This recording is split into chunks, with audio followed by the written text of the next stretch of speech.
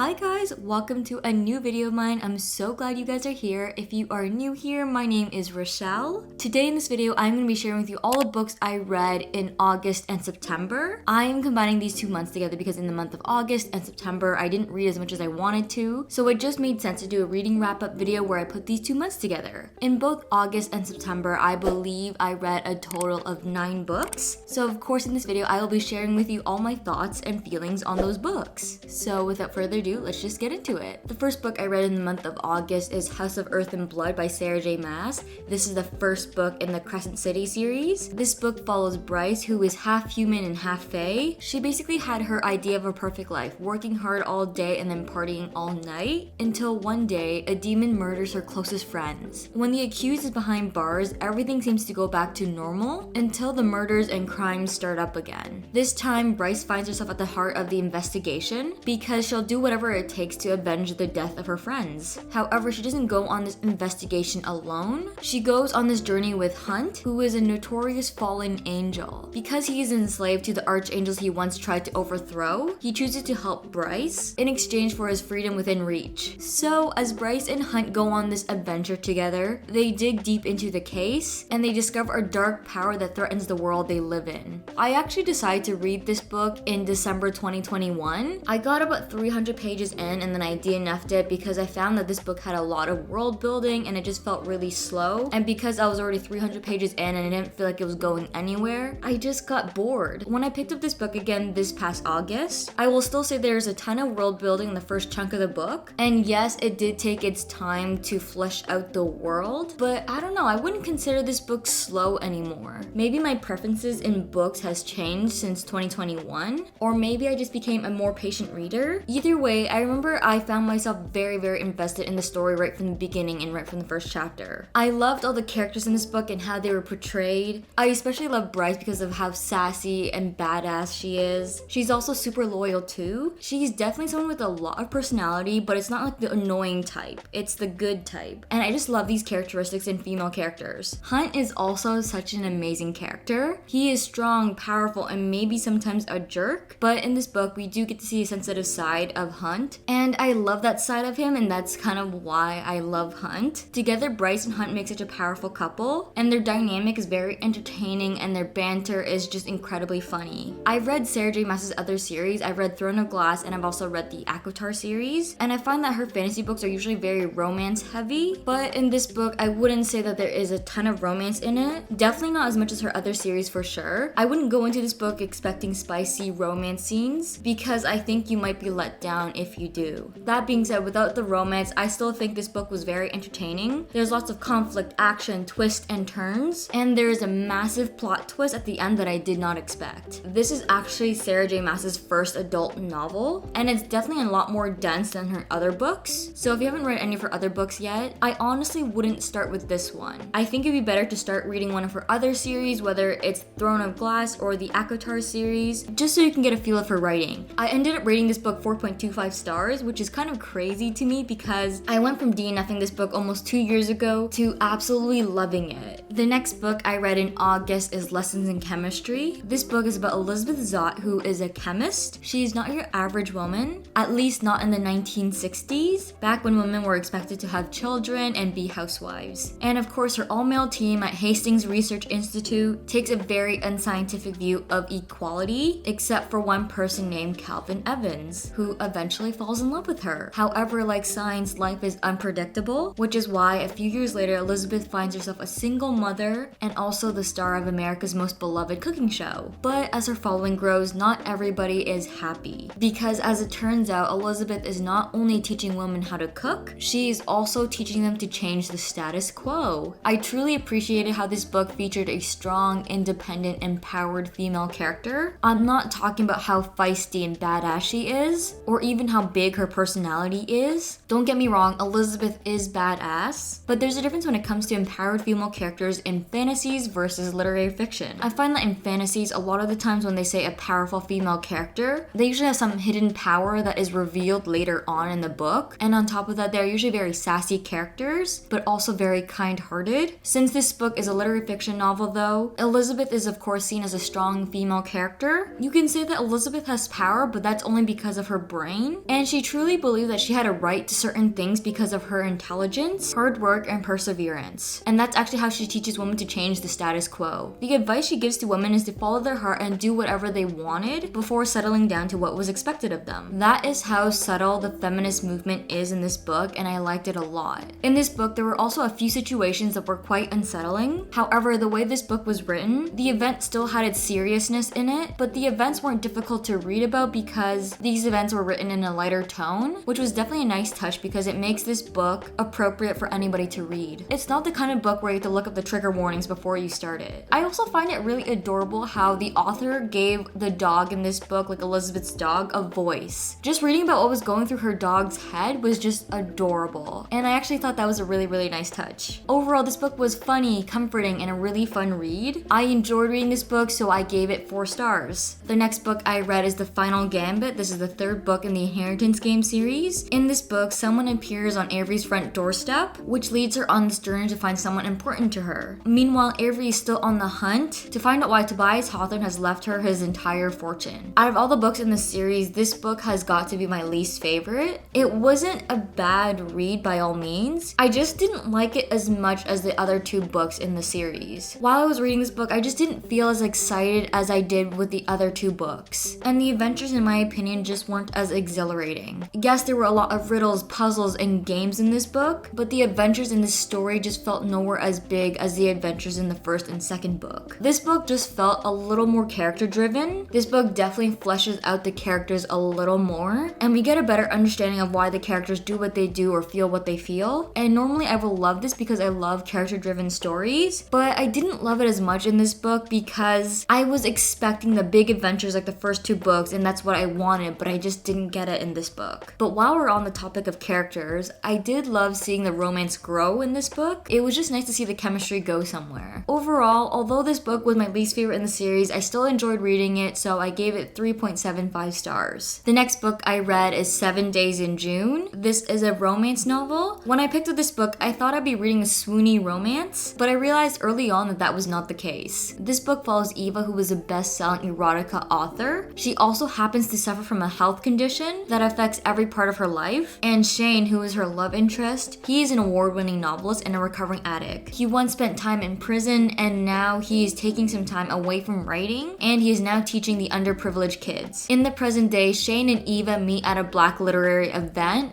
but what no one knows is that Eva and Shane spent one crazy week madly in love 15 years ago and have been writing about each other in their novels ever since. Over the next 7 days, Eva and Shane reconnect, rehash the past, and fall in love again. In this book, I like how the author doesn't shy away from flawed characters. Both Eva and Shane are very flawed characters, and they have their own issues that greatly impact their lives, and they need to overcome these problems themselves before they can be together. I absolutely loved reading how flawed these characters were because it just felt like the characters had so much more depth to them, and it's just interesting to me to see why they are the way they are based on their past. But what I love most about flawed characters is just how real and relatable they are. Like, yes, there is chemistry between these 2 people, but it doesn't mean they should be together. This story is just a really good, realistic second chance romance where these 2 people need to grow and find themselves before they can be together. Something I didn't like about this book though was Eva's daughter, Audrey. She is only 12 years old. Reading about her thoughts and actions in this story, she just seems so much more mature than a 12-year-old. It kind of feels like there's a 22-year-old woman stuck in a 12-year-old body, and it kind of just gave me a weird feeling the whole time. Anyway, I enjoyed reading this book, but I wouldn't say it's one of my favorite romances. I guess I can say it was entertaining for me to read in the moment, but it's not one of the stories that I will remember forever. But anyway, I gave this book 4 stars. The last book I read in August is The End of Her by Shari Lapina. This book is about Stephanie and Patrick. They are adjusting to life with twins, but even though Stephanie is struggling a little bit, she is everything she's ever wanted. But suddenly, Erica, a woman from Patrick's past, appears and she makes some disturbing accusations. Patrick has always said that his first wife's death was was an accident, but now Erica claims that Patrick murdered his first wife. Of course, Patrick insists that he's innocent and Erica's blackmailing him. But still, Erica knows things about Patrick, things that make Stephanie question her husband, and she is left not sure what to believe. I picked this book up in a little free library, not knowing what it was about. I just saw that this book was by Shari Lapina, and I was like, yes, I need it because I read Shari Lapina's other book, The Couple Next Door, and I absolutely loved it, so I just want to read another book of hers. When I started reading this book, I was enjoying it, but then the more I read of this book, the less I was liking it. What I didn't like about this book was how the answers were practically revealed to us halfway through the book. The book was written in a way where the answers were just so obvious, and to make it less obvious, it just seemed like the author was trying to justify that our guesses were wrong. And I kind of noticed the same thing in her other book, The Couple Next Door. It didn't bother me when I was reading that book because that was the first book I read of hers, but now I'm reading a second book of hers, and it bothers me because it just makes me wonder if all her books are written this way. And now I'm kind of hesitant to pick up another book of hers. Also, in a mystery thriller, I would like my mind to be blown away. While reading this book, I just never felt shocked about what I was reading. And that was a little disappointing for me because the shock value is what makes it a good mystery thriller. I feel like I sound like I hate this book, but I didn't. It was an alright read that annoyed me a little bit. It was definitely not one of my favorites, but there's a 50-50 chance that I will recommend this book to someone. And that's why I rated this book 3 stars. Moving on to the books I read in September. The first book I read in that month is House of Sky and Brat. This is the second book in the Crescent City series. This book basically picks up right after where the first book left off. Bryce and Hunt are trying to get back to a normal life after the events of the first book. However, that doesn't seem possible because they are quickly swept up into another plan that sends them on another journey to fight for what they believe in. While I was reading this book, I started to notice something about the series. When I told you guys about my thoughts in the first book, I remember saying that the first chunk of the book was filled with a lot of world building and it might make the story feel slow. In this book, there was definitely a lot of world building as well. Everything was described in detail and it just felt more stretched out. Overall, this book just had a very dense story, and I can see why this series is marked as one of Sarah J. Maas's more adult reads. All of that being said though, I'm not gonna lie, the first half of this book felt so slow. I probably would have DNF'd it if I wasn't already invested in the story and the characters from the first book. But the story eventually picks up and it becomes such an addicting read. It's action-packed and there's lots of twists and turns, and there's one massive cliffhanger at the end of the book. Because of that cliffhanger, I need the third book in the series like right now. I need answers, but I have to wait until January 2024 until that book comes out. The ending was something I never expected, and to this day, I am still thinking about that ending. And this was my first read of September. I should also tell you guys that this book has a lot more smut than the first book. The first book had a little bit of romance, but no smut at all. This book though, the smut is just so spicy. I wouldn't say this book is as smutty and spicy as the ACOTAR series, but it's definitely close. Speaking of the ACOTAR series though, I definitely think you need to read the ACOTAR series before you read the Crescent City series. Reading the ACOTAR series, it'll give you a better understanding of the Fae, and some of the things that happen in this series will make so much more sense to you once you read the ACOTAR series. Overall, I liked reading this book, but I didn't love it as much as I loved reading the first book in the series, so I gave this book 3.75 stars. The next book I read in September is Caraval. This is a YA fantasy, and it's the first book in a trilogy. In this book, we have two sisters, Scarlett and Tella, and they live on this island with their cruel father. Ever since they were little, they have been dreaming to go see Caraval, which is this performance that happens once a year, where the audience participates in the show. Unfortunately though, Caraval never performs on the island where the two sisters live, therefore Tella and Scarlett have never seen Caraval. Now in the present day, Scarlett's father has arranged a marriage for Scarlett, and she thinks her dreams of seeing Caraval are over. But this year, legend Caraval's mastermind, he invites Scarlett and Tella to be a part of Caraval this year. Only as soon as they arrive, Tella is kidnapped, and it turns out this year's Caraval revolves around Tella, and whoever finds her is the winner. I absolutely love this book. I was hooked right from the first chapter, and I devoured this book. The world Stephanie Garber created is just full of adventures and is just really exciting. She did a really amazing job creating a story that blurred the lines between reality and fantasy. Every time I finished a chapter, I found myself asking what happens next. And I immediately needed to start reading the next chapter to get answers. This story was just such a gripping story. Not only was this book full of adventures, but it was a really nice story about sisterhood. I honestly think this book was just such a magical story. This book also had so many amazing characters. I just loved reading about every one of them. What I loved about this book is how we really got a deeper understanding of Scarlet. We meet Scarlet as this individual who likes to play it safe and she never likes to take risks, all because she fears the consequences that might happen. And we eventually find out why she's afraid to take risks, and that's because of her father, because growing up, every time she did something wrong, she would be punished by her father. So that's why Scarlet has become accustomed to playing by the rules and playing it safe. And throughout this book, we get to see her character change, and we get to see her character grow and come out of this shell where she constantly wants to play it safe. Yeah, so this book focused more on Scarlet's character, and I think Stephanie Garber developed her character really well. Overall, I really enjoyed this book, and I ended up giving this book 4.25 stars. I would have given it 5 stars, but I guess I just wanted to leave room for the other 2 books in case those are 5-star reads. The next book I read in September is Icebreaker. This is a romance, and it is a very spicy romance. This book follows Anastasia, who is a Paris figure skater, and she has worked her entire life for a shot at Team USA. She's at college on a full scholarship, and she has an insane schedule because of how driven she is. Nate, on the other hand, is the captain of the college hockey team, and he'll do anything to protect his team. When there's a misunderstanding which results in the hockey players having to share the same ice rink as the figure skaters, Anastasia's skating partner gets hurt in the aftermath. Since Anastasia has no partner in the time being, Nate finds himself swapping his stick for tights and becomes Anastasia's temporary figure skating partner. I was actually really hesitant to read this book because growing up as a figure skater myself, books that usually center around figure skating are for the most part a disappointment for me because I usually read these books for the figure skating content, and these books never showcase enough figure skating. And I'm not gonna lie, this book was kind of the same. There wasn't a ton of figure skating. However, this book did showcase issues that figure skaters encounter, which I liked a lot. In terms of the romance though, it was very, very smutty. Besides the spiciness though, I did really enjoy the chemistry between Anastasia and Nate. Overall, I liked this book. The figure skating representation in this book was a little bit of a letdown because I didn't see enough figure skating in it, but the chemistry of the couple made up for it, so I gave this book 3.5 stars. The last book I read in the month of September is Dracula. This is a classic horror novel. I DNF'd this book at page 141. I originally bought this book because I had some weird love for vampires, and I wanted to give classic novels a try, so I decided on this one because why not? I love vampires, so I might like this book. But unfortunately, my love for vampires wasn't enough to finish reading this book. First of all, this book wasn't told from Dracula's perspective, and I don't know if it will switch to his perspective later on in the book because I never made it that far, but I was actually really expecting to read from Dracula's perspective of things. Although we weren't reading from Dracula's POV, the first 3 chapters were okay in my opinion because Dracula was very involved in the story because we started off the story in Transylvania at Dracula's castle. But when the setting of the story shifted to London, England, in London strange things were happening, and you could 100% assume that these things were happening because of Dracula, but it just wasn't the same. I guess you can say this book was basically told from the victim's POV. I don't know about you, but in my opinion, reading from the villain's POV makes it so much better of a story. For this book, I even tried watching the movie to see if it will help me like the story before I DNF'd this book, but I couldn't even sit through the movie. I really wanted to love this book, but I just couldn't. Anyways, that is all I have for you guys in this video. I hope you guys enjoyed hearing my thoughts on all of these books. If you have read any of these books, please let me know your thoughts on them in the comments down below. I would love to hear what you guys think. If you guys want to stay up to date with what I'm currently up to when I'm not making videos for you guys, definitely follow me on all of my social media platforms. And on Goodreads, I will have all the links to my profiles in the description box below. And if you guys haven't already done so, be sure to give this video a thumbs up and subscribe to my channel.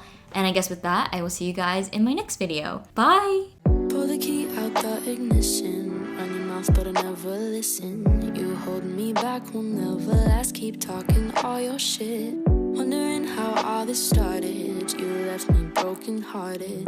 You flip my words, yeah, this love hurts. Keep talking all your shit.